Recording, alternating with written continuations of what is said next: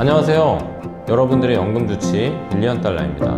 이번 시간부터는 연금과 은퇴 설계에 대해서 여러분들이 궁금해하실 만한 내용들을 가지고 영상을 올려드리도록 하겠습니다. 요즘 뉴스와 유튜브에서 이런 소식들 많이 들어보셨죠? 퇴직연금 의무화하게 되면 퇴직금을 일시금으로 못 받는다. 정말 그럴까요? 아니면 또 다른 공포 마케팅일까요? 오늘은 정확한 팩트로 저 밀리언달러가 오해를 완전히 잡아드리도록 하겠습니다. 퇴직금은 여러분들의 소중한 자산입니다. 선택은 여러분들의 몫이어야 합니다. 이 영상을 끝까지 보시면 퇴직금을 지키는 것은 물론 더 현명하게 잘 운용하는 방법까지 제가 알려드리도록 하겠습니다. 먼저 정부가 발표한 퇴직연금 개편안의 핵심 내용부터 정확하게 알아보도록 하겠습니다. 첫 번째는 모든 사업장의 퇴직급여를 퇴직연금으로 전환한다는 소식을 발표했습니다. 지금까지 회사가 선택할 수 있었는데요.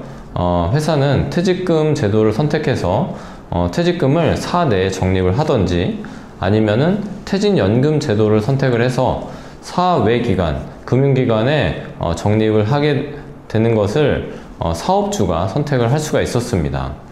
하지만 앞으로는 모든 회사가 의무적으로 퇴직연금 제도를 도입해야 합니다. 그러면 왜 이런 변화가 필요할까요? 여러분도 아시겠지만 퇴직금 제도는 회사가 망하게 되면 퇴직금을 못 받는 경우가 너무나 많습니다. 특히 이제 우리나라는 중소기업이 많은데 중소기업이 도산하는 경우에 사업주가 퇴직금을 줄 만한 여력이 되지 않기 때문에 퇴직금을 못 받는 경우가 굉장히 빈번하게 일어나는 상황이었습니다. 퇴직연금은 회사 밖 금융기관에서 관리를 하기 때문에 회사가 어려워지는 상황이 되더라도, 회사가 망하게 되더라도 여러분들의 퇴직금이 안전하게 보호가 됩니다. 그 다음으로는 퇴직연금 공단 설립을 검토하고 있다는 부분입니다. 정부는 퇴직연금을 좀 더 안정적으로 관리하기 위해서 퇴직연금 공단 설립까지 검토하고 있는 중입니다. 일반적인 금융기관에서는 운용하는 자금을 국가가 운용을 하게 된다면 국민연금처럼 운용에 대한 선택권도 없어지고 점차 우리나라가 사회주의화 되어 간다는 것이 문제라고 하고 있습니다. 이런 부분들 때문에 금융기관들이 반대가 엄청 심한 상황이고 이런 부분들을 반영해서 당장은 퇴직연금 공단 설립이 제한될 것으로 판단하고 있습니다. 자, 그러면 이제 핵심 질문입니다. 퇴직연금 의무화가 되면 정말 일시금으로 못 받을까요? 정답은 아니다입니다. 왜 이런 오해가 생겼는지부터 말씀을 드리도록 하겠습니다. 퇴직연금 제도의 실제 과정을 보게 되면 재직 중에 회사가 매월 퇴직금을 외부 금융기관에 적립을 하게 되는데요. 퇴직 시에 DB형 또는 DC형에 있는 이 퇴직연금을 개인형 연금계좌인 IRP로 이전을 하게 됩니다. 중요한 건 여기서부터인데요. IRP로 들어온 돈을 어떻게 받는지에 대한 부분은 여러분들이 선택할 수가 있습니다. 개인형 퇴직연금 계좌인 IRP에서 받는 방법은 두 가지인데요. 첫 번째가 일시금으로 받는 방법입니다. 그리고 두 번째 방법이 연금으로 나눠 받는 방법입니다. 아무도 여러분들에게 반드시 연금으로 받아라 라고 강요할 수 있는 부분이 아닙니다. 그러면 왜 이런 오해가 퇴직연금 의무화가 되면은 일시금으로 못 받는다는 오해가 생겼을까요? 많은 분들이 퇴직연금은 무조건 연금으로 받아야 된다라고 착각하고 계시는데 이는 완전히 잘못된 부분입니다. 법적인 근거를 따져보면 대법원 판례에 따라서 퇴직금은 근로자의 임금 일부를 후불로 지급하는 성격이라고 명시되어 있습니다. 즉 퇴직금은 여러분들이 일한 대가로 받는 돈이기 때문에 국가가 개인의 선택을 강제할 수 없는 부분입니다. 실제 사례를 들어보게 되면 A씨 같은 경우 어느 회사에서 10년간 근무하고 퇴직금을 5천만 원을 받게 되었습니다. 퇴직연금 의무화 이전 제도에서는 회사에서 퇴직금 5천만 원을 그냥 지급을 하게 되면 됩니다. 그런데 퇴직연금 의무화가 되는 경우에는 IRP 계좌로 5천만 원을 받게 되는 거고요. A씨는 이 상황에서 일시금으로 받을지 연금으로 받을지 선택을 할 수 있는 상황입니다. 결과적으로 A씨의 선택권은 전혀 달라진 게 없습니다. 이제 더 중요한 질문을 해보겠습니다. 일시금과 연금 중에 어떤 게 더 유리할까요?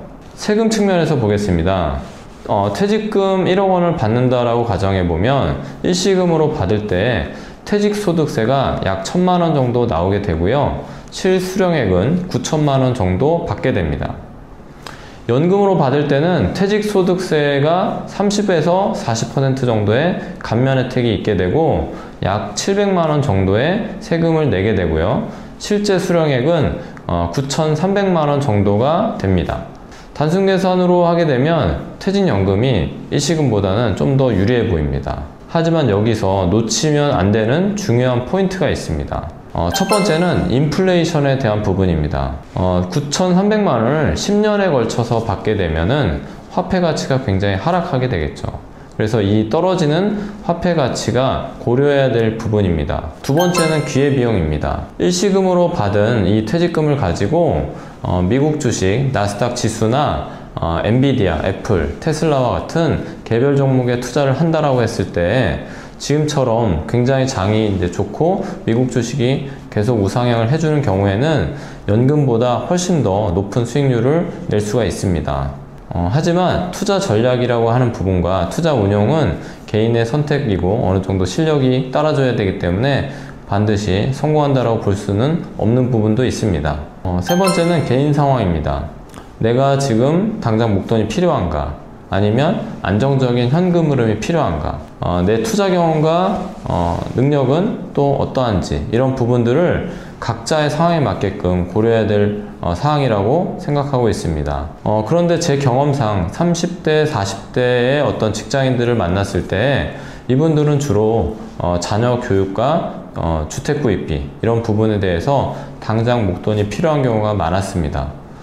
이런 경우에 일시금으로 받아서 전략적으로 활용한다면 그것이 더 현명한 투자 전략이라고 볼 수가 있습니다. 퇴직연금 의무화는 다른 관점에서 봤을 때는 실제로 기회가 될 수 있습니다.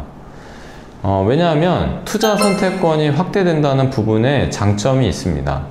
기존에는 회사가 정해준 상품에만 투자를 할 수 있었는데 IRP로 이전을 하게 되면 훨씬 더 다양한 투자 상품이 있기 때문에 선택권이 굉장히 많아지게 됩니다.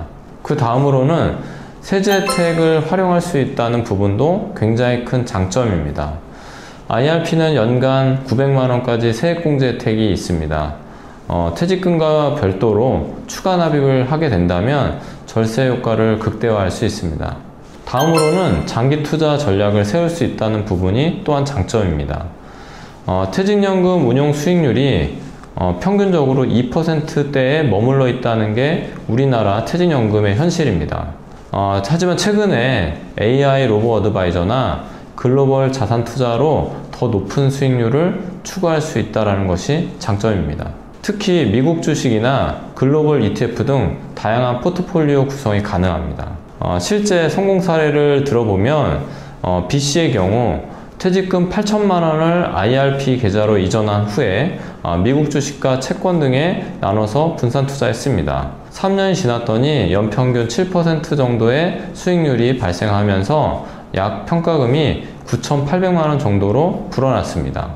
물론 투자는 위험이 따르지만 올바른 전략과 분산 투자로 리스크 관리를 할 수 있다는 것이 장점입니다. 지금까지 제가 한 말을 정리해보면 퇴직연금 의무화 전혀 불안해할 필요가 없습니다. IRP로 이전된 퇴직금은 여전히 일시금 또는 연금으로 선택이 가능합니다. 연금으로 받으면 세제 혜택이 있고 일시금으로 받으면 투자의 기회가 있습니다. 중요한 건 본인 상황에 맞게 그 전략을 짜는 것이 중요합니다. 퇴직연금 의무화 위기가 아니라 기회입니다.